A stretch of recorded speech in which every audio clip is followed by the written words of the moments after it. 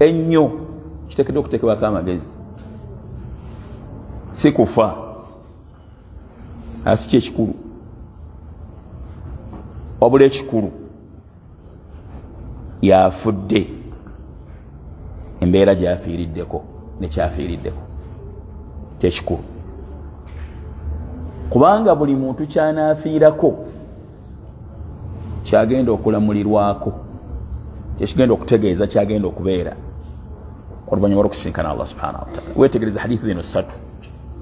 Hadithi esooka ya Jabir bin Abdillah mu Sahih Muslim yagamba Nabbi sallallahu alaihi wasallam, yub'athu kullu abdin ala ma mata alayhi, buli muntu wakuzuukirira kwekyo kyeyafiirako. Hadithi erina amakulu. Naam, etegeeza nti buli muntu kyeyafiirako Allah kwanamuzuukiriza era kwagenda omulamulira. Kitegeeza nti ekiteekeddwa okuteekebwako amagezi kwe kufuna okufa okulungi, kyo naafiirako eno kiteekako amagezi gw'okikola olwaleero. Hadithi neebeeremu endala, hadithi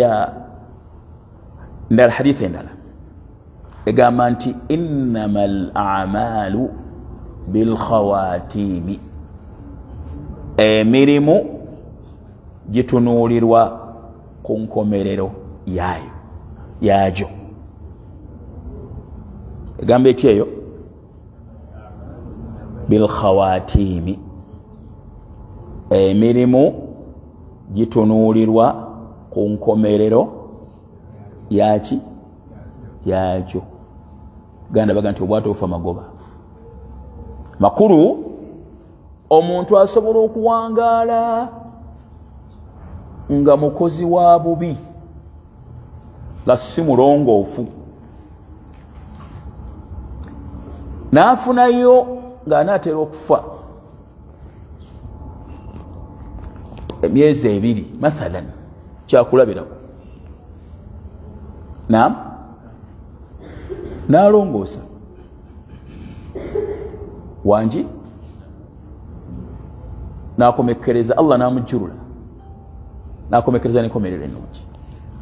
Naye ekibuuzo kiyinza okwebuuzibwa, kisoboka omuntu okuwangaala nga mwonoonefu, Allah n'amuwa chance erongoosa ng'ebula omwezi gumu? Kizibu nnyo, kizibu nnyo. Ebiseera ebisinga obungi abantu bye bawangaayirako bye bafiirako.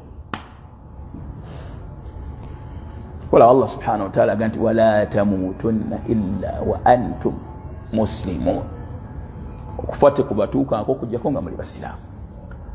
Kati okufa tekusobola kusiŋŋaana ng'oli musiraamu owangaalidde ku butali busiraamu. Ibn Kathir ng'agamba anna man aasha ala shay, kubanga omuntu yenna bw'awangaalira ku kintu maata alayhi, akifiirako. Allah n'atukubiriza okufiira ku busiraamu. Tosobola kubufiirako nga tobuwangaaliddeeko n'obutambulirako. Kizibu nnyo okuleka okusaasira kwa Allah kwawa abantu abamu olw'ekyo kyayinza okuba yekyamanyi, ne babeeru n'asiramuka ng'ebula emyezi omwaka gumwafe, n'asiramuka gye bali batono, naye nakyo Allah akikola, alina ebigendererwa okusinziira ku kumanya kwe okugazi, n'okuteekako ebintu mu kifo kye, n'okuteeka ebintu mu kifo kyabyo, kuba buli kyakola kiteeka mu kifo kyakyo era akikolera ku kumanya. Hadithi mutegedde hadithi gandi emirimu kikola kitya? Kinulwa ku nkomerero yakyo. Hadithi yakumeka gye naakaleeta? Yakubiri. Eyokusatu hadithi ya Ibn Umar eri Musnad Tirmidhi, yagamba Nabbi sallallahu alaihi wasallam nti yaqbalu Allahu tawbata al-abdi ma lam yugharghir, Allah akkiriza okwenenya kw'omuddu ebbanga ly'amala ng'omwoyo tegunnaba kutuuka mu ddookooli. amakuru ng'okufuata kunaba kumotoka hadithi amakuru geewa ti yenna alinda gumala okutuuka mu ddookooli yenenye amanye nti bwe gumala okutuuka mu ddookooli kuba kwenenya okwokwetaasa oluvannyuma olwokukakasa nti ddala mu butuufu ogenze so ayagala okufa ku musiŋŋaane bulungi enenye ngoma etemera okutuuka mu ddookooli hadithi yakusatu hadithi eyokuna egamba nti man khafa adlaja oli atidde mu kkuba atambule nga bukyali waman adlaja balagha almanzila atambula nga bukyali atuuka bulungi ekaawe amakulu buli amanyi nti eryokusinkana Allah subhanahu wa ta'ala akole buli kyateekeddwa okukola ng'obudde bukyakola ki obudde bukyali nga bukyala ganda bagamba nga bwe nabagambye nti agenda emisana bamugaanira ntegereka bulungi eyo naye ekubiriza kwanguwa kuteekateeka esembayo eyokutaano hadithi ya Aisha radiyallahu anha eri mu Bukhari ne Muslim oba ekimu ku bibiri egamba nti nabbi agamba nti man ahabba liqaa Allahi ahabba Allahu liqaahu yenna ayagala okusinkana Allah nga amusiimye ne Allah ayagala okumusinkana njagala tufune makulu ago buli yenna ateekawo amakubo agamutuusa eri Allah nga amusiimye ne Allah amwanguyiriza okutuuka gyali nga amusiimye walladhina jahadu fiina lanahdiyannahum sublana nga Allah bagamba nti n'abafaayo ne balafubana nga banoonya obulungamu banguyiriza amakubo g'obulungamu naam waman kariha liqaa Allahi kariha Allahu liqaahu n'akyawa okusisinkana Allah nga amusiimye ne Allah akyawa okumusisinkana waliwo ebikolwa omuntu byakola nga biraga nti alabika tayagala kutuuka mu maaso ga Allah nga Allah asiimye gyali omuntu bw'awangayira ku bwonoonefu n'effujjo ly'obwonoonefu ne bamugamba nga tafaayo kabanga akabonero akalaga alabika tayagala kutuuka eri Allah nga ali bulungi oge makulu agasooka ga hadithi ti amakulu ag'omunda agajjira mu hadithi nagukanga ogere bairi ayinza oga nti Abdurrahman hadithi yaginnyonnyoledde mu gatali makulu gaayo Aisha yabuuza nabbi nga hadithi nabbi amaze okwogera ebigambo ebyo namuga nti ya Rasulallah waliwo omuntu kyotegeeza nti katwagala okufa kubanga okwagala okusinkana Allah kiba kitegeeza kwegomba kufa agati fakuluna nakrahu almauta fenna tutamu okufa ya Rasulallah yagala katwegomba okufa kutegera kwa Aisha kwetegereze radiyallahu anha nabiga nabiga nedda Aisha kyentegeeza omukkiriza bw'aba ava mu bulamu buno obw'ensi alagibwa ekifo kye mu jjana agamba aweebwa amawulire ag'essanyu n'awaayo omwoyo gwe n'olwekyo kyentegeeza ti ayagala okusinkana Allah ne Allah ayagala okukola ki okumusinkana akyawa okusinkana Allah ne Allah akyawa okumusinkana ti ate atali mukkiriza bw'abeera ava mu nsi bamalayika ne bajja okutwala omwoyo gwe ne bamuwa amawulire ag'ennaku omwoyo gudduka ne gwekweka Allah nga kyagamba nti wannazi'ati gharqa nayidde malayika zinnamukanduzi ezikandula emyoyo gy'abajeemu nga gijjebwamu kubanga gyekweka kabannyini gyo tebaagala kubeera nga bagijjamu ebwatu yagamba Aisha ninjagadde amakulu genjagadde ge makulu agagamba tiwaliwo omuntu lwateekawo embeera ye kennyini eraga nti ayagala okutuuka mu maaso ga Allah nga amusiimye ne Allah n'amwanguyiriza ne wabaawo omuntu lwateekawo embeera ye kennyini eraga nti ayagala Allah kumusinkana nga amusiimye ne Allah n'atamwanguyiriza ntegerekese bulungi kyo hadithi njagala muzizimbireko omusomo gwegenda okubatuusaako olwaleero ti omusomo gugamba nti asbaabu husni lkhatima, ensonga ezisinziirwako omuntu okufuna enkomerero ennungi. Wa asbaabu suui lkhatima, n'ensonga ezisinziirwako omuntu okufuna enkomerero embi. Nga bw'olaba emu ku zo manya nti oyinza okufuna enkomerero embi. Bw'olaba emu ku zo manya nti oyinza okufuna enkomerero ennungi. Mukitegedde? Kati njagala kutandika na nsonga ziyamba muntu okufuna nkomerero nnungi. Nsonga enkulu ziringa 5. Nsonga esooka salamatul mu'taqadi. Salamatul mu'taqadi, okuba n'enzikiriza entuufu mu Allah n'omubaka sallallahu alaihi wasallam. Okuba n'enzikiriza entuufu kyekisooka. Okukola ki? Okubanga enzikirizayo ntuufu nungi. Kizibu nnyo abantu abawangala nga enzikirizayo mu Allah subhanahu wa ta'ala n'omubaka mbi okubanga bafuna enkomerero ennungi. Kyekisooka. Ekyokubiri, alistiqamatu. Alistiqamatu ala dinillah wa shar'ihi, okunywerera oba okutereera. Kirina kubeera kutereera, okutereera ku ddiini ya Allah n'amateeka ge. Okutereera ku mateeka ga Allah, ku ddiini ya Allah nga bw'agyagala n'amateeka ge. Buli atereera ku ddiini ya Allah n'amateeka ge nga Allah bw'agyagala, Allah mwangiriza okufuna enkomerero ennungi. Nsonga eyokusatu, salahu zzahiri wal batin, okulongoosa kungulu ne munda.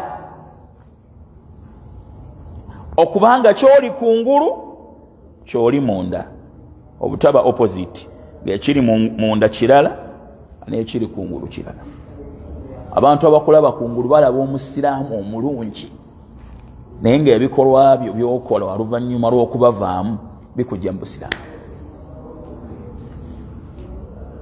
Obanga enzikiriza gy'olina mu mutima si ya busiraamu, ninga ekifaananyi busiraamu. Salahu zzahiri wal batin, okulongoosa kungulu ne munda. Okubanga kyoli kungulu kyoli ne munda. Ebiseera ebisinga Allah subhanahu wa ta'ala akomekkereza abantu babeera bava mu nsi muno n'ebyo ebiri munda mu mitima gyabwe, abifulumya bwati n'abalaga bwati, abamanyisa mbadde mulaba bwa muti afaanana bwati.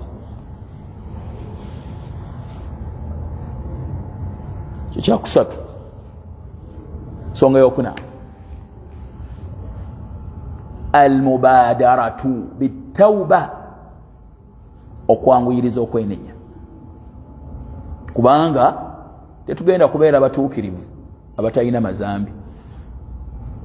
Tusobya kyekyetaagisa okwenenya buli lwogwa mu zambi mu bwangu.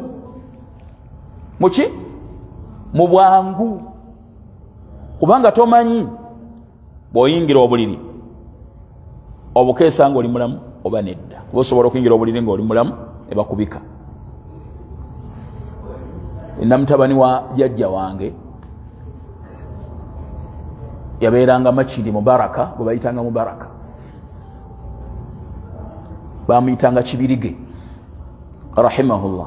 Namulabako ng'azze okusiibula omu ku bajjajja nga wendi yali agenda London, alina ku lwa Sunday, nga flight ye yankya,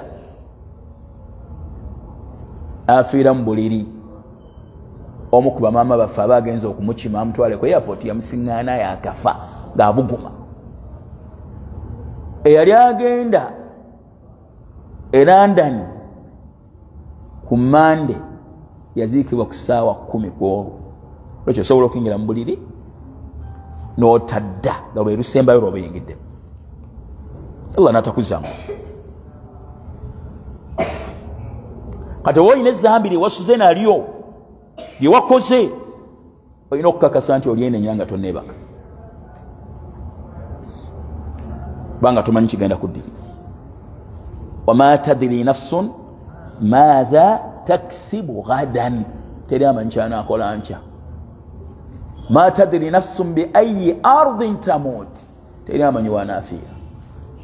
osobola okulinnya ka bodaboda ku makya osibula n'abewuwo nga gwe mundi okusembayo n'okomekkereza. osobola okusibula gyova ku mulimu n'otatuuka. byonna bisoboka. musajja yabadde saidi ya gundi awo avuga bodaboda, buli kitundu kimu omusajja avuga bodaboda munaamunyumiriza, yabasibula nga bamaliriza ddayoka. yafidde emyaka 4, aliko abaana nga 2 oba 3. bagenda okuta nti afiiridde ku northern. munne oli yamukoona, waliwo ekyamukoonako n'agwa ku kkubo naafa. sayinigenda mugundi. kakati almubadaratu bitauba, okwanguwako ennyo okwenenya buli lwogwa mu zambi batomanyi kiddako. yensonga yakuna. ensonga yokutaano, tarku adhunubi oba tarku lkabairi, tarku kabairi dhunubi. enjo bwe mba nkyogera alidhami, okuleka amazambi amanene, kubanga amatono gasobola okusonyiyibwa n'emirimu egikolebwa emirala.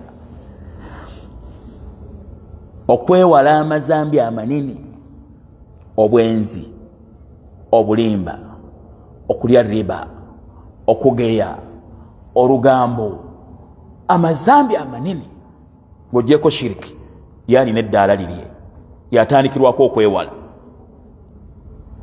kubanga yewe omukwatirako oba okutekwaya y'amasanyalaze. zina ku hadithi ya Abu Huraira eri mu kitabo kya Muslim, kya Bukhari ne Muslim, nabbi ng'agamba nti ijtanibu sab'a almubiqat, mwewala amazambi 7 agazikiriza. naga nti erisooka mugati gegaliwa, naga erisooka ashirku billah, ogattako Allah, wasihiru, n'okuloga. lyo wolikwatirako okutekwa y'amasanyalaze, wolikwatirako ne kakutanda n'omugwamu, obusiraamu tobulina. kitegeeza ki? tisinga ofa toli musiraamu. okwewala amazambi amanene kutandikira ku shiriki. ntegerekese, nsuubira nti ezo z'ensonga enkulu ezisobola okukiikirira endala. eriyo endala naye nsuubira nti tusobola okukoma ku ezo ensonga enkulu ezisobola okubeera nga zikiikirira endala. ntegerekese, ensonga 5 tomuzinziriremu. esooka salamatul mu'taqadi, okuba naki n'enzikiriza entuufu ennamu, kyekisooka. ekyokubiri alistiqamatu ala dinillah wa shar'ihi, okutereera ku ddiini ya Allah n'amateeka ge. naam. kyokusatu salahu dhahiri wal batin, okulongoosa kungulu ne munda, okubanga kyoli kungulu ekiri ne munda. songa yokuna almubadaratu bitauba, okwanguwako okwenenya buli lwogwa mu zambi, kwanguyiriza okwenenya. songa yokutaano tarku kabairi dhunubi wajtinabiha, okuleka amazambi amanene n'okugesamba, butasembera wegali. ntegerekese nga erikulembera mu gonna, eri akhtaruha, erisinga okubeera eryakabenje, azamuha, erisinga obunene. naam, al ishraku billahi taala, wattaqu Allah subhanahu wa taala. ntegerekese bulungi. ezo zituyita asbabu husni al-khatima, a'zam asbabi husni al-khatima. Ensonga ezisinga okubeera enkulu ezisinziirwako abantu okufuna enkomerero ennungi. Genda ozeetegereze ojja kulaba nga bukifaanana. Era singa Allah akusaasira, singa Allah atusaasira, kankyogere bwe nti, ne tuzeekwatako ensonga ezo,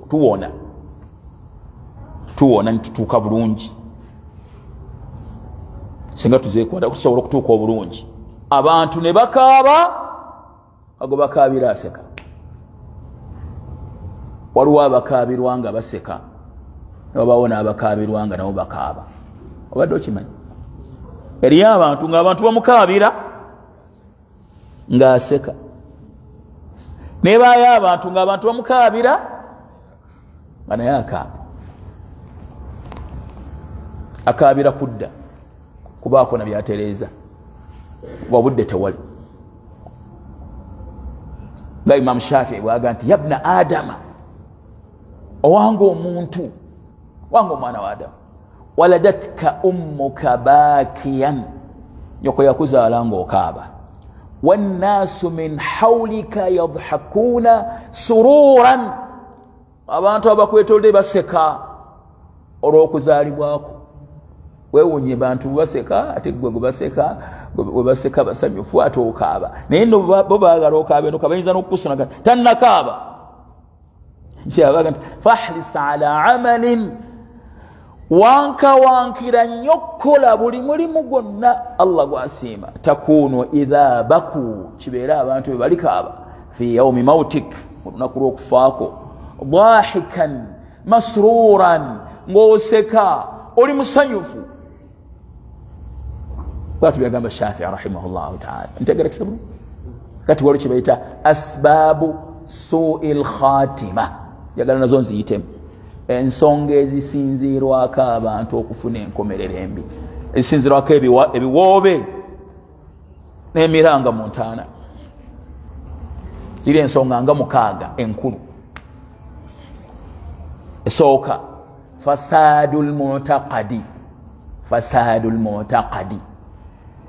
omuntu okuba n'enzikiriza embi mu Allah subhanahu wa ta'ala, okubanga enzikiriza y'omuntu nkyamu mu Allah subhanahu wa ta'ala, mushrikun, agattako Allah ebintu ebirala. Kizibu nnyo okubeera nga afuna enkomerero ennungi. Era singa omuntu awangayira mu mbeera ey'enzikiriza enfu, tasobola kukomekereza na nkomerero nnungi. Mukitegede? Fasadul mu'taqadi, obufu bw'enzikiriza. Obufu bw'enzikiriza. Waliwo omusajja mu Kathiri gwe yayogerako, yavumanga basahaba, ekiseera ekyokufa alabikirako obubonero obulaga nti afunye enkomerero embi.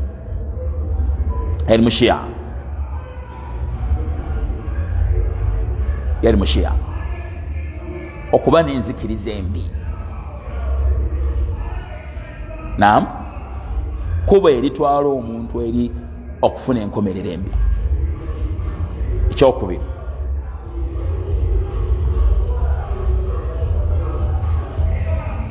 التسويف بالتوبة, okulindiriza okwenenya. Okukola ki? Okulindiriza okwenenya. Nsonga yakumeka? Okulindiriza okwenenya. Ngambye ntya? Okulindiriza ki? Okwenenya. Nja kwenenya enkya, nja kwenenya luli. Okumanya nga abantu bagumu, kino mukiwulirize. Omuntu aba n'omukazi mu haramu okumala emyaka n'emyaka nga tafudde, ngamuyita mukyala we, bazaala n'abaana. Ramadhaani bwetuuka namugaddeko ewammwe, bweggwako n'akomawo nga takiraba na kukiraba, tikyabulabe okuwangayira mu bwenzi. Takiraba, talaba nti kyabulabe, alaba nti kyabulijjo, ayina mukazi we, bazaala baana.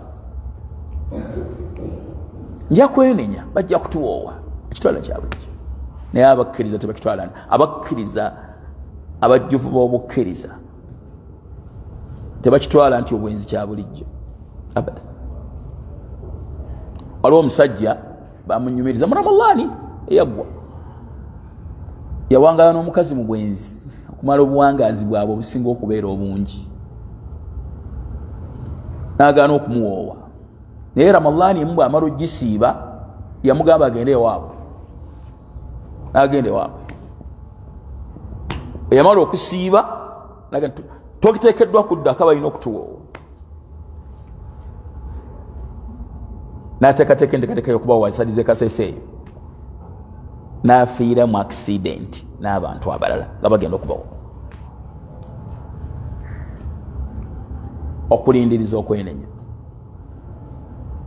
okubanga owangayira ku ssente za haramu, owangayira mu butemu, owangayira mu bwa bulooka naye nga bujjudde obufere, oli bulooka naye omufere, awedde emirimu atwala ebintu by'abantu mu bulyazaamaanyi, otunda ebintu ebitali bituufu mwe muva ssente.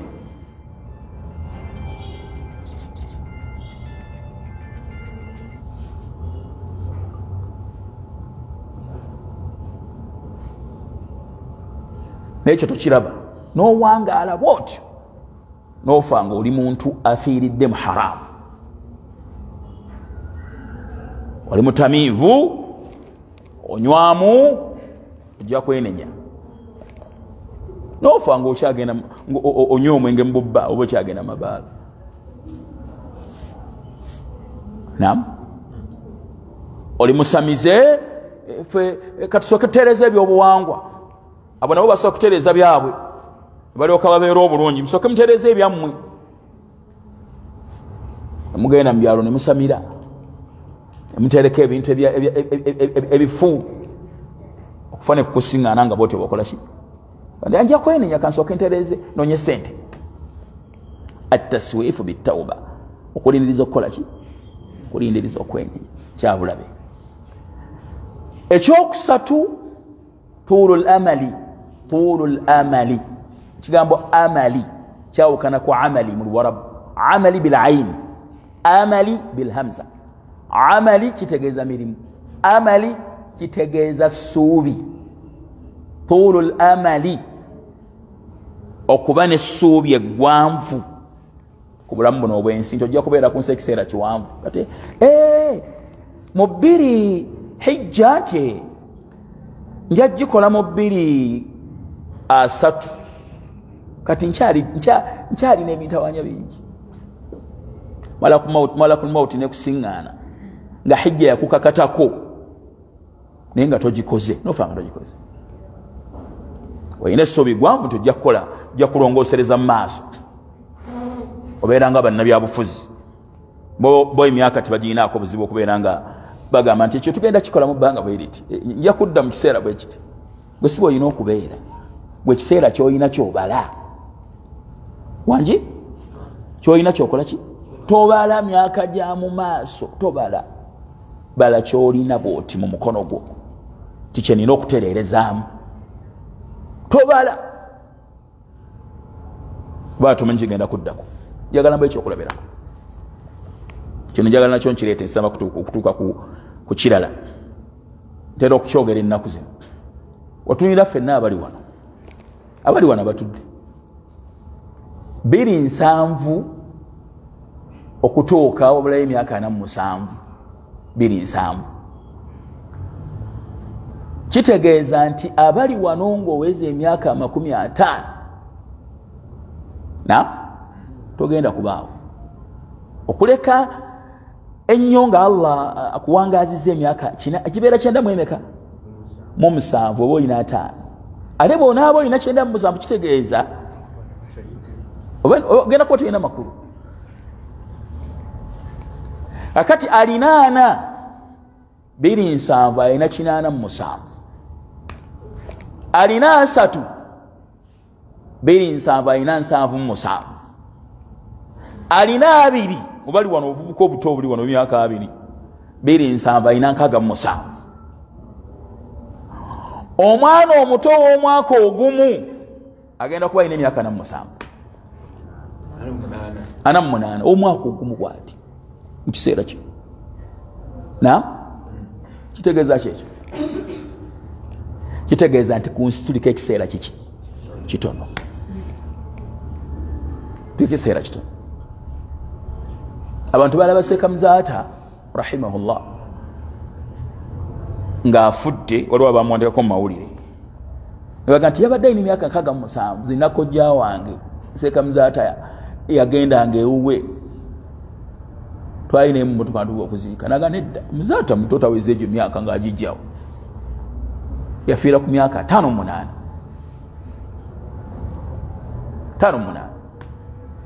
Bachanjo tebabuza myaka 7 giwera tebagiwezezza 7 tebagiwezezza abagiweza baki batono fune kifaananyi kino Nabbi sallallahu alaihi wasallam yawangaala emyaka 63 yafuna obubaka nga n'emyaka 40 nawangaala 63 n'atuusiriza obubaka mu myaka 23 bonna Abubakar n'awangaala emyaka 63 Abubakar yawangaala 63 Omaru n'awangaala emyaka 63 ne Omaru yawangaala 63 Ali n'awangaala 63 abo bonna bawangaala 63 Uthmani yawangaala egisinga ku gyabo yawangaala emyaka nga 8 yaweze 8 Uthman ibn Affan radiyallahu anhu abalala ba Masudi bawangaala emyaka mitono bali mwana negigwamu ba Muadh bawangaala emyaka mitono mubamanyi Shafi'i Imam Shafi'i yawangaala emyaka 5 yazalibwa mu 15 hijriya nafa 2 yawangaala 5 Shafi'i 5 Nawawi yawangaala 5 wewunya Nawawi Imam Nawawi rahimahullah yawangaala emyaka 5 muyawandikira ebitabo ebyewuunyisa Riyadus Salihin yagiwandiika hadithi nazo yazikuŋŋaanya omyaka 5 yawangaala naona kiswa kitaba kiyita majmuu al-majmuu fi fiqhi wa shafi'iyya sharh ya muhadhab ya Shiraz nawandika umdatu talib awandika bitabo bingi al-adhkar mu myaka 40 mu biseera byawangayiranga mu musana omunyi nga tebayina na essi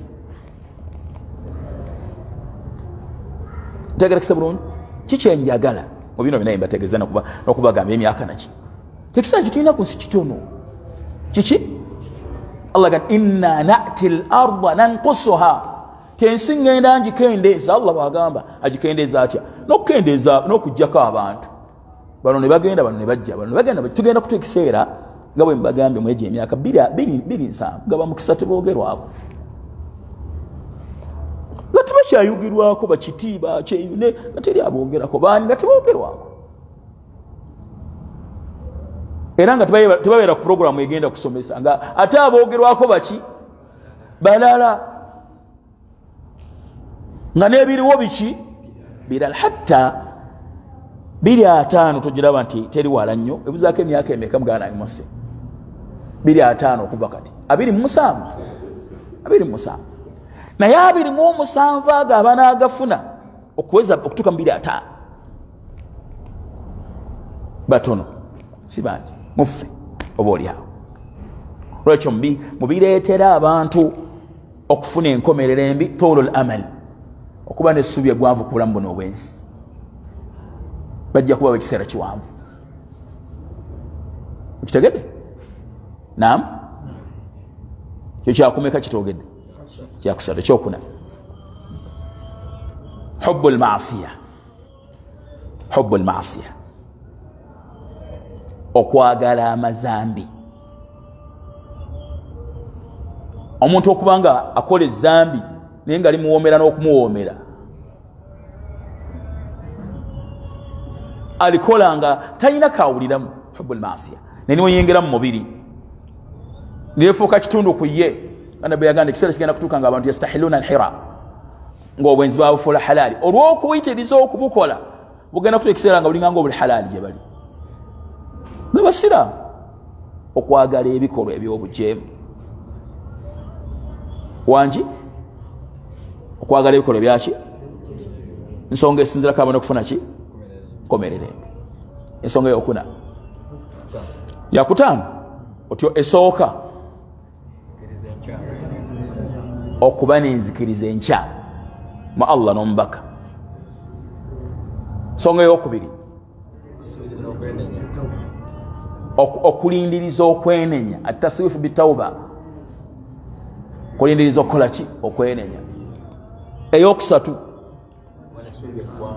tulu al-amali okuba n'essubi egwanvu ku bulamu bw'ensi eno ojja kubanga ebiseera kiwanvu kale bino ebyokwenenya obitadde mu maaso olibirabira eyo ensonga eyokuna hubbul maasiya okwagala amazambi ensonga eyokutaano adamu l-i'tibar bil akharin obutebuulirira n'abalala boolabye okubanga ebintu olaba birabe adamu l-i'tibar ebintu olaba birabe ne bikuyitako n'otebuulirira nabagenze nze wallahi mbabuulira nsaba Allah nsaasire neebuulirira n'okufa kwa Gaddafi nga ŋŋamba omwoyo gwange olwebuliri olw'enjawulo enfa gye yafaamu bunyomofu obwamuteekebwako ninga subhanallah buno bwe bulamu bw'ensi nentunuulira okufa kwa Saddam Hussein n'amaanyi gisookoleke bana abanafu abo baalina obugagga bwonna nga buli mu mikono gyabwe Allah yabatwala mu ntwalo eyewuunyisa okulaba nti abo bagenze mu ŋŋenda gye baagendamu nga Allah bakkakkanyiza alaze nti tebalina kye bali bwe nolowooza nti ogenda genda olwokuba olina byolina olwokuba olina ekikomera olwokuba osula ku kitanda kinene ojja kusinkana Allah subhanahu wa ta'ala ng'abalala bali nga bamusinkana naawe ojja kumusinkana nalaba Seeka Muzaata ekibuli nga bamuleese kyontera okukyogera neneebulirira nga omwoyo gwange nti obirabye tinno wegendereze oyo tolowooza nti eka yagenze genda kutuuka essala nga gwogenda omwogezi naga nti okufa kumunafuyiza nga takyasobola kuvaamu kigambo kibuli ng'ate gwe boogerera mu kufa kwe gwe n'otakitumiintirizaako n'osigala ng'ogenda mu maaso n'okujemera Allah subhanahu wa ta'ala subhanallah nendaba Sebaggala Nasa Ntege Sebaggala rahimahullah Haji Nasa namulabako mu Kampala wano ndi muvubuka muto nnyo nga bamuyita bulldozer abamulaba mwamulaba Haji alagidde abantu bamukubira enduulu yava ebweru lwe yakomawo motoka basindika nsindike paka Kisaasi taliiwo ku nsi taliiwo ali Kisaasi wali bye yakola byebibye omubaka bwe yagamba haditha entuufu nti omuntu awerekerwa ebintu bisatu amaluhu otyo awerekerwa ki yagamba nti ahluhu wa maaluhu wa amaluhu awerekerwa ahluhu abantu be wa maaluhu naki nemaali wa amaluhu n'emirimu gye fayarjiu thinani wa yabqa wahidun ebiri ne bikomawo n'asigaza kimu abantu be ne bakomawo n'emaali n'ekomawo asigaza emirimu gye Sebaggala mwamulaba taliiwo takyali Haji alagidde tulina kyakuyiga mwekyo mulimu kyakuyiga omwo byemuke baŋŋamba mu byafaayo bye rahimahullah Allah musaasire nti mu kaseera akasembayo ng'amaze okukakasa nti alina kansa yagaana okukwata essimu yonna amasimu yagavaako n'emirimu gyonna n'agivaako n'ateekerateekera lugendo yagenda emaali weeri erimu balala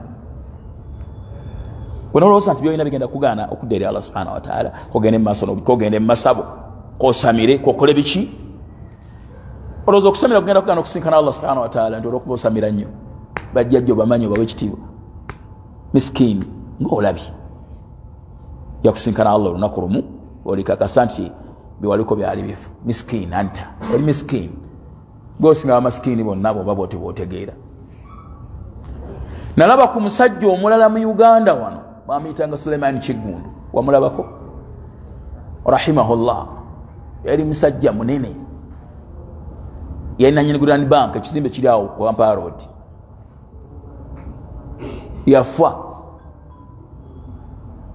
yafa newabaawo omusajja eyafuna owa speaker wa parliament gwensi bamuyitaani Olanya n'atabutulako wadde ebbanga ery'omwezi ogumu lwayera ali mu ntebe mulala baga ndi afudde Olanya njogera ninde kandi gamba ekimu ku bintu ebizibu ennyo ebyetera abantu okufuna enkomerero embi adamu al-i'tibar bil akharin obuteebuulirira nabaki nabalala betulabanga bagenda etulaba birabe ne bikomaawo kitaawo ne bamufulumya ne bamutwala ne baziika muganda wo ne baziikaani n'ogenda n'owerekera n'oyimirira ku ntaana naye n'oteebuulira n'oyogola Sheikh Muhammad Ali Uthaymin yaga nti idha dhakarta al-mauta bojjukiranga abafu faj'al nafsaka ka ahadihim weeteka mu kifo kyabwe kola otya koleki weeteka mu kifo kyabwe ntagala kusaba ebitiibwa ensonga ez'ettaano z'ensonga ezisinzirwako abantu okufuna enkomerero embi batuuka mu maaso ga Allah subhanahu wa ta'ala nga miranga na biwoobe ntegerekese naam kaakati njagala nga tufunze buleede kikameka tusamusala sameka naam biri kitundu Allahu akbar njagala tuddeyo tutunuulire ze twatandikiddeko sokaze ngenda okwogerako ensonga ezisinziirwako omuntu okufuna enkomerero ennungi nsonga esooka twagambye eki salamatul mu'taqad okuba n'enzikiriza ennungi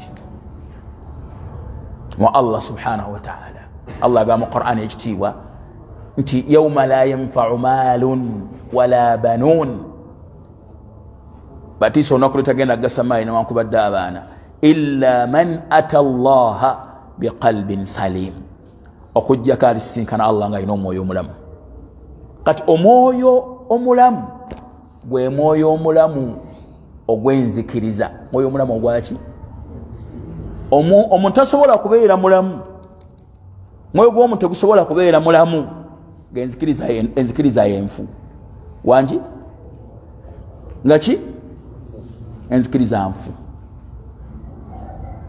tekisoboka ekyo kikulu nnyo okulongoosa enzikiriza olongoosa otya enzikiriza kulongoosa enzikiriza kutandikira ku kutegeera Allah n'ebyo byassa ku mbaka Muhammad sallallahu alaihi wasallam nga bwe biteekeddwa okubeera n'okkiriza Allah n'omwawula ku buli kintu kyonna n'omutongoza n'okola otya n'omutongoza n'okkiriza Allah bye yassa ku mubaka sallallahu alaihi wasallam byonna nga bwe byassibwa n'otabaako kyozzaayo kyeweekulizaako ntegerekese wekulongoosa enzikiriza mulimu ebintu bibiri okukkiriza Allah otufuba okumukkiriza n'omutongoza n'omwawula n'omusinza yekka n'atebenkera mu mutima gwo n'akola atya n'atebenkera mu mutima gwo ate mulimu kirala kyekikukuuma kyekikuwa obuyambi kyekikulabirira kyekikugabirira wabula ngaokkiriza nti Allah ali omu era yateekeddwa okusinzibwa era nga yekka gw'olina mu mutima gwo yekka gw'okola oti olina mu mutima gwo kyekikulembera subhanallah ani asobola okumpayo ayo mu Qur'an eraga ekyo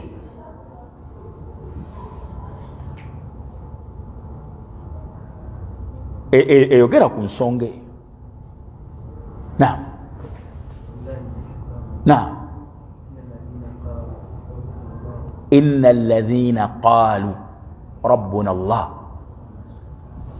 abagamba nti la ilaha illa Allah aya genda gatta ebintu bibiri abakkiriza Allah bakari yagati lam yushriku biyavunula aya eyo Siddiq radiyallahu anhu ne batamugattako kintu kyonna thumma istaqamu ne batereera amakulu ekisookerwako okusooka kukola ki kutereeza nzikiriza mu Allah kukkiriza Allah oluvannyuma n'olwokutereera kwekikyomazo n'oluvannyuma n'otereera ng'atereera olina kwosimbira illa alladhina amanu toba Allah bagamba mu Qur'an suratul al-asr agamba Allah subhanahu wa ta'ala wal asr ndayidde omulembe innal insana lafi khusrin buli muntu ali mu kufaafaganirwa jaga illa alladhina amanu okujjako abakkiriza abaki abalina enzikiriza ki entuufu mu Allah subhanahu wa ta'ala siba kufaafaganirwa kwe bamaliriza ekyo wa amilu salihat tebakola emirimu tebasobola kukola mirimu mirungi nga si bakkiriza naam balina kusooka kubeera baki bakkiriza abatuufu balyoka bakola emirimu egirina amakulu tulaba Allah subhanahu wa ta'ala bagamba suratul tauba kalamba somera aya 3 azigoberegana abaquraishi abaki abali mu Makka be bali balabirira Kaaba naye nga bashiri era balabiriranga ne bahaji bahijja yakolebwanga nga nabbi tannaba kutumwa kubanga hijja Allah yagireka ku Ibrahim abakura bawarabu ab'omu Makka bali ku dini ya Ibrahim bali ku dini yani onyuma shirki naleetebwa musajja bayita Amr ibn Luhayy naleeta amasanamu ku Kaaba ne bava ku tawhid ne batandika okusiza amasanamu tebaali basamiza abawarabu wangi kakati bakolanga emirimu emirala emirungi naye nga balina enzikiriza enkyamu mukitegeera balabirira bahaji babanywesa balabirira Kaaba era nga benyumiriza n'ebyo Allah kyava agamba nabbi ma kana lilmushrikina an ya'muru masajid Allah tekisaanira kubagattako Allah ebintu ebirala okuba n'obulabirizi ku mizikiti gya Allah shahidina ala anfusihim bilkufri benyini ewaako obujulizi nti si basiraamu nti bakafiri ulaika habitat a'maluhum ab'emirimu gyabwe gyasazibwamu tegirina makulu wa fi nnaari hum khalidun emuliro bagenda kubeera mu lubeerera aya eddako egamba etya sheikh imam atusaziza innama ya'muru masajid Allah man amana billah abateekeddwa okuba n'obulabirizi ku jjo be bakkiriza Allah subhanahu wa ta'ala be bakola batya man amana billah otyo wa aqama as-sala bayina kusokkiriza Allah nebakabiriza essala wa ata az-zaka ne bawanashi ulaika asa an yakunu min al-muhtadin aw yabarunga eya 19 ayezo eya 18 mu tauba eya 19 egamba eti aj'altum siqayata al-hajj wa imarata al-masjid al-haram kaman amana billah mufuddo okunywesa bahaji n'okulabirira Kaaba nemubyenkanyankanya n'oyakkiriza Allah munoza byenkanankana la yastawuna inda Allah aya bwegamba maso tebyenkanankana eri Allah n'olwekyo okulongoosa enzikiriza qabla kulli shay tonna bakola kintu kyonna okukola ki kulongoosa enzikiriza yo mu Allah n'okukkiriza obwomu bwe tyali omu yateekeddwa okusinzibwa n'osaba ye yekka n'ovunnamira ye yekka neweesiga ye yekka n'osubiriramu ye yekka n'obeera nga gw'otya okutya okusembayo yatemekedde mu mutima gwo nze sambalanga kuyirizi ekyaŋŋamba alhamdulillah sambalanga kuyirizi era sibangako na bwetaavu bwonna nemba ne gwe ndowoolezaamu atali Allah subhanahu wa ta'ala abadan sigamba nti ndi mujjuvu ya alhamdulillah.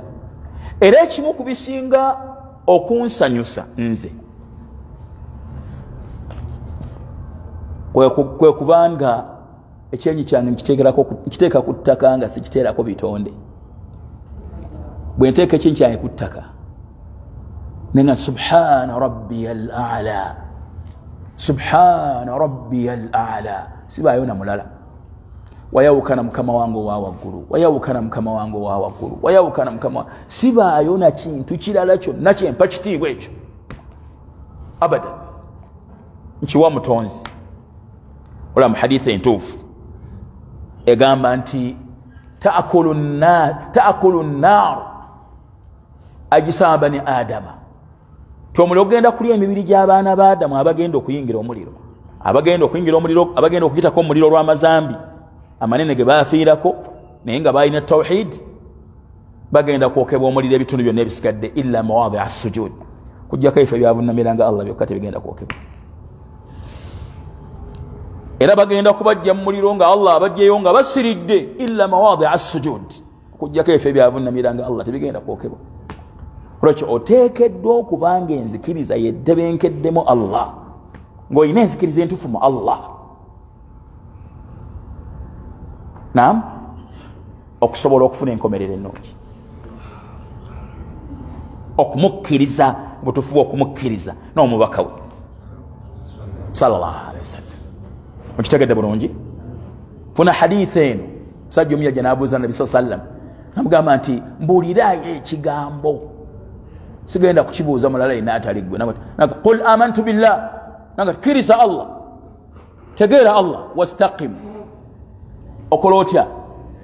Otereere, thumma staqim, banyuma otereere. Tosobola kutereera nga tomaze enzikiriza ndwadde, tosobola. Abantu bawangaala nga bakubi ba bitabo, bameka be mulaba abafa nga bafiidde ku bisira. Muntu n'awangaala nga seeka, bamuyita seeka, asaali sala ttaano naye nga asaala enkoko n'asaayira ebitali Allah subhanahu wa ta'ala, atuma abantu saddaaka n'asaddaakira amajini, n'aziika endiga, n'awandiisa ebigambo bya Allah emisaayi, najja n'asaala sala ttaano. Enzikiriza nfu, tesobola kuba na makulu ng'enzikiriza nfu abadan. Abashia enzikiriza zaabwe enfu, seera ebisinga tebafuna nkomerero nnungi. Aba Ahmadiyya aqida nfu, Ahmadiyya aqida nfu, tebasobola kubeera nga bafuna enkomerero ennungi ng'ate aqida ki nfu abadan. Abasamize gende mbetegereza abasamize abali mu Uganda, bagunjola omusajja w'ebisoga bujagaali, bafa batya, bafiira ku nsikizo zaabwe enkyamu n'abalala. Ntegerekise munfunye ekyo nno kyalibaddeko obujulizi bungi, naye obudde bwe butono. Kansomyeyo aya emu eri mu Tawba. Saabannanfuusi gwe bayita Ubay ibn Salul, mwamuwulirako? Musajja gwe bayita Ubay ibn Salul mwamuwulirako? Yali akulira abannanfuusi mu Madina, yasiramuka. Kibayita obunnanfuusi obunene kitegeeza idhaaru lislaami wal khayri, okwolesa obusiraamu n'obulungi, wa ibtaanu lkufuri washarri, n'okukweka obukafiiri n'obubi. Yayimiriranga ne kujjuma nga mumugondere mbaka wa Allah, mumugondere mbaka wa Allah, ninga mukafiiri mu mutima, annabi tamukkiriza. Musajja oyo awangaala nga enzikiriza nfu, era n'akomekkereza n'enzikiriza y'enfu. Bwe yafa, nabbina mutabani we najja ewa nabbi sallallahu alaihi wasallam, naga nti ya Rasulallah, mutabani we musiraamu, obusiraamu obutuufu, mutabani we musiraamu, busiraamu obutuufu, nsaba onfunire ekkanzu mwemba nziika kitange. Osanga okumuziika mu kkanzu yo kinaafuuka ensonga emuwonya. Nabbi n'amuwa ekkanzu agimwambaza, era n'agenda amusaalire. Oli ayinza okubuuza ekiraga nabbi lwaki yamusaalira nga akakasa nti si mulungi.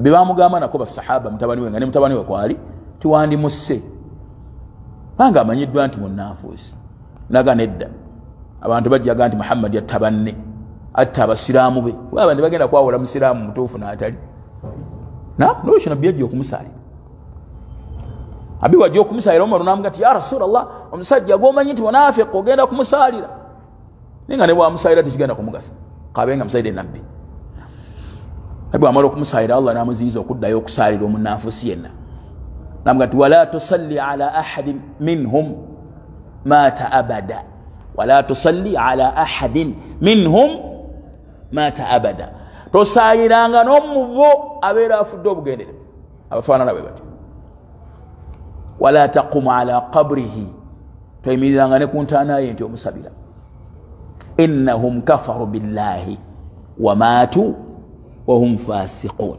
abo baawakanya Allah n'omubaka ne bafanga bononefu kitegeeza nti enzikiriza gye balina enkyamu baagitambulirako okutuusa lwe bakola ki neefuuka ensonga eyasinzirako okubeera nga bafuna enkomerero ki booleka obusiraamu nga si basiraamu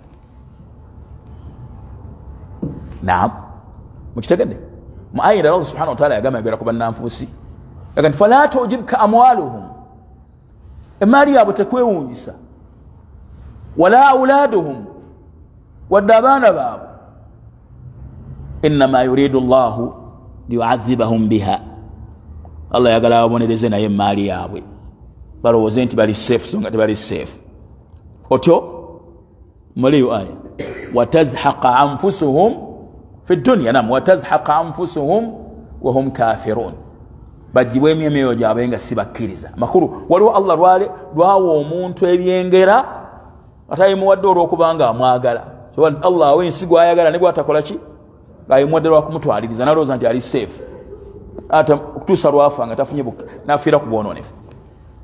Salaamu alaikum warahmatullah. Nsonga mugitegedde esooka okyo ensonga esooka eyamba omuntu okufuna enkomerero ennungi nsonga ki salamatul mu'taqad okuba n'enzikiriza ki entuufu mu Allah n'omubaka sallallahu alaihi wasallam nebyo Allah biyassa okuba nga olina enzikiriza entuufu ku byo ntegerekese. Nsonga y'okubiri okulongoosa kungulu ne munda okubanga naam sibo kiri al-istiqamatu ala dinillah okutereera ku ddiini ya Allah okubanga leero toli mulala n'enkya n'obeera mulala. Bwe lwofuna ebizibu oteekeddwa okusala amagezi ogenda kubivaamu otya nga ogasalira mu basamize okunoonya basawo baganda. Ensonga ziringanga ssatu oba nnya ezitwala abantu mu basawo ne batatereera ku ddiini ya Allah subhanahu wa ta'ala. Ensonga esooka okunoonya emaali n'okugikuuma, talabul maal wa hifdhihi, kunoonya emaali n'okukola ki n'okugikuuma, n'atagifuna mu masaba agenda mu masaba agikuume. Miskini oyo miskini, oyo miskini, hadha miskini teyagifuna mu ssaba agenda mu ssaba agikuume. Eyo ensonga esooka egaana abantu okuteera ku ddiini ya Allah subhanahu wa ta'ala okunoonya emaali oyagala ofe ng'oli mwavu bwe tolivuga ku mmotoka. Waliwo n'abatera okunyumya emboozi egamba nti gundi yalemesezza ekika kyaffe okufuna omukisa. Ebintu byagala ye gwe byalonda kasitakkiriza ne tubitereeza ffenna tugaggawala. Ani yakugamba nti mu nsi abantu bonna babeera bagagga? Miskini. Allah yatonda ensi nga abantu bonna tebalina okubeera mu ddaala lyerimu, bwe tubalina okubeera ensi. Nsonga y'okubiri talabul hayati wa hifdhiha, okunoonya obulamu n'okubukuuma. Okola ki? N'okubukuuma. Oli alwala naga nti wange nti mumutwale wa gundi akati mwagala taata afiiraawo. Gundi osazeewo taata afe nga atalina baana. Omanye ebiruma taata twamututte mu ddwaliro ne bakebera obulwadde nga tebulabika. Ne taata naga nti baana wange temuntambuliddeeko, omusazeewo nfiire ku ndiri. Ne bamutwala mu ssabo n'afiirayo. bakola batya bamutwala miskini na ababa akamutuusa n'akutuka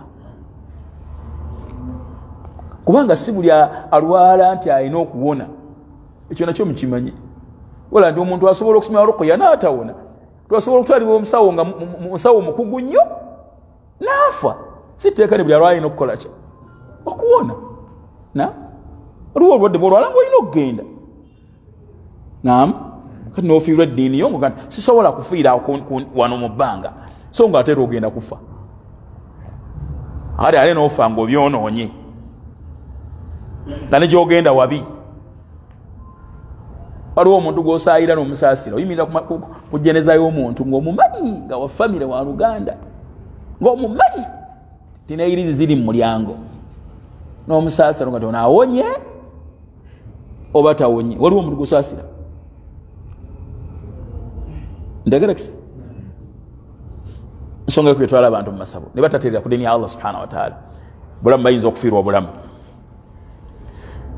ensonga yokusatu mugimanyi ensonga ki yokusatu talabu al awlad wa hifdhihim okunoonya ezzadde kunoonya abaana n'okubakuuma omwana n'alwala muntu n'afiirwa abaana basatu muganda wange gwe togenda kukwata ku mwana weesalira amagezi nafiirwa mutabani wange Allah musaasire atuwe n'empeera mu musiiba naye wallahi ebigambo byayogerwa abantu Allah nawe weesalira amagezi kati gwoddako togenda kukwata ku mwana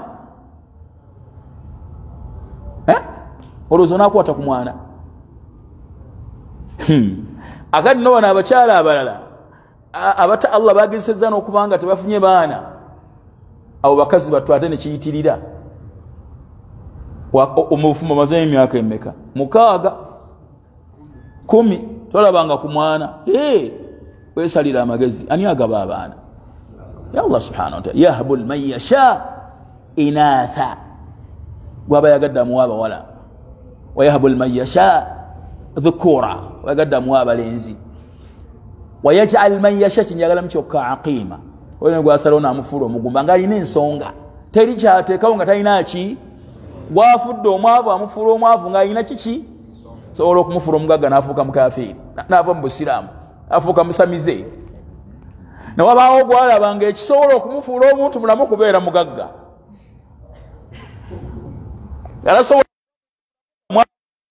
kati mukumusasana nti kamuwa obugagga asobole okubeera omuntu mulamu wakana Allahu aliman hakima buli kyakola akiteeka mu kifo kyakyo ntegerekese ensonga y'okuneetwala abantu mu basaba abakyala kunoonya bufumbo nakubukuuma kola ki bakole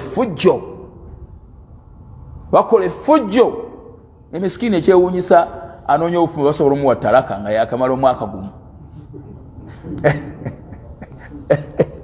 bamuwa talaka Allah namusaako ekibonerezo ono bwamuwa talaka nina afunawo talaka songa zikwasa nnyinizo songa zikwasa ani ma yaftahi llahu linnasi min rahmatin fala mumsika laha Allah gwabaguliddewo okusaasirako mu bantu eri asobola kukwata wa yamsaska Allahu bidhurrin fala kashifa lahu illa hu waba alina kyasazeewo okubeera kikutyoti teri asobola kikuggyako wa yuridika bi khairin fala radda lfadlihi waba alina obulungi bwakwagalizza fala radda lfadlihi teri azzaayo obulungi bwe tebeekera togenda kufuna kitali kikyo teri afuna kitali kikye mu nsi buli omu kyafuna kyekikye ntegerekese tebenkera kuuma eddiini yo tereera wastaqim tereera ku ddiini yo songa y'okutaano etwala abantu mu basabo ne batagenda okutereera ku ddiini yaabwe okunoonya obufuzi n'okubukuuma paalamenti nagendayo omulundi guli nenfuna ebyenjawulo nsobola nti okusigala mu kifo kyange mu paalamenti waliwo omusawo omuganda awo asobola okusigaza mu parliament luli yakutwalayo akani nate musajja watu n'agenda ye ate n'agwa ntegerekesa bulungi lwekyo ensonga ey'okubiri obudde buwedde nayo eyamba abantu okubeera nga bafuna enkomerero ennungi alistiqamatu ala diinillah okukola ki okunywerera ku ddiini ya Allah okuteerera ku ddiini ya Allah subhanahu wa ta'ala n'ebiragiro bye n'amateeka yagala mufuna amawulire gano genyagala okusembyayo nga tumaliriza darusi ya leero gawe essanyu mwana wattu gawa n'essuubi yagamba Allah subhanahu wa ta'ala nga ayogera kubateerera ku ddiini nga inna alladhina qalu rabbuna Allah abagamba nti la ilaha illa Allah abagamba nti mukama waffe ya Allah tukkiriza Allah tetuyina kirala fe twakkiriza Allah tetuyina kirala mwe mumanyira obusamize bwammwe twakkiriza Allah fe Allah yatulamula thumma istaqamu nibateerera ku mateeka ga Allah n'ebiragiro tatanazzalu alayhim almalaika Allah basiza malaika nga bagenda okufa abasiza mani nga bazze kuba amawulire ga ssanyu alla takhafu temutya ye mugenda teriyo obuzibu ebyammwe birungi wala tahzanu temunakuwalira ebisiga bitono nnyo wa abshiru biljannati lati kuntum tuadun musanyuke n'ejjana gye mwasuubizibwa mugenda kuyingira ejjana temufaayo ekiba kifuna ddi nga bamaze okukola ki bwe bamala okutereera ku ddiini ya Allah ne bagenderera olwo Allah abasiza malaika ne babamawulire agaki babaga nimwatereera akati olw'okutereera kwammwe ebyammwe birungi ntegerekese munfunye ekyo tutereere ku ddiini yaani ya Allah subhanahu wa ta'ala tumanye nti ensi ne bwe tunaagifunamu ebifaanana bitya tujja kugivaamu nga Allah waga mu Qur'an suratul Fatir akati ya ayuha nnaasu abanga abantu inna wa'da Allahi haqqun endagaano ya Allah y'okumusinkana ya mazima agamba atya fala taghurrannakum alhayatu ad-dunya obulamu mwese bubabuzaabuzanga ne bubatwala wala yaghurrannakum billahi algharur na buli kyonna ekibuzaabuza kyabuzaabuzanga kwani kwa Allah subhanahu wa ta'ala ntegerekese abitibwa ntegerekese nsaba Allah subhanahu wa ta'ala anyambe mbeere mu abo abanaatereera ku ddiini ye nammwe abayambe mbeere banaatereera ku ddiini okusala namusinkana nsaba Allah subhanahu wa ta'ala atwangulize onaku tetugenda okumusinkana nsaba Allah subhanahu wa ta'ala asaasire abafu baffe bakitaffe bannyaffe baganda baffe emikwano gyaffe alladhina shahidu lahu bilwahdaniya abakakasa obwomu bwe wamaatu ala dhalik wannabihi birrisala bakkiriza obako bwekitano nabi Muhammad sallam wamaatu ala dhalika ne bafiira ku ekyo saba Allah subhanahu wa ta'ala abakole ki abasaasire leka ekitangala mu ntaana zaabwe abaddiremu naffe atwanguyiriza nakutugenda okumusinkana saba Allah subhanahu wa ta'ala ateeka omukisa mu bulamu bwammwe abanguyiriza emirimu gyammwe abanguyiriza amaka gammwe agateekemu omukisa abanguyiriza ezzadda lyammwe aliteekemu omukisa batalirina alibawe abatalina mirimu agibawe mwenna abaterereza embeera zonna okusinzira buli omu nga bw'amanya embeera ziri zirina ebyetaago bye اللهم إنا نعوذ بك من زوال نعمتك وتحول عافيتك وفجاءة نقمتك جميع سخطك برحمتك يا أرحم الراحمين اللهم إنا نسألك من كل خير ما سألك منه عبدك ورسولك محمد صلى الله عليه وسلم نعوذ بك من كل شر ما استعاذك من عبدك ورسولك محمد صلى الله عليه وسلم وأنت المستعان ولا حول ولا قوة إلا بالله ربنا آتنا في الدنيا حسنة وفي الآخرة حسنة وقنا عذاب النار صلى اللهم على نبينا محمد وعلى آله وأصحابه أجمعين والحمد لله رب العالمين السلام عليكم ورحمة الله وبركاته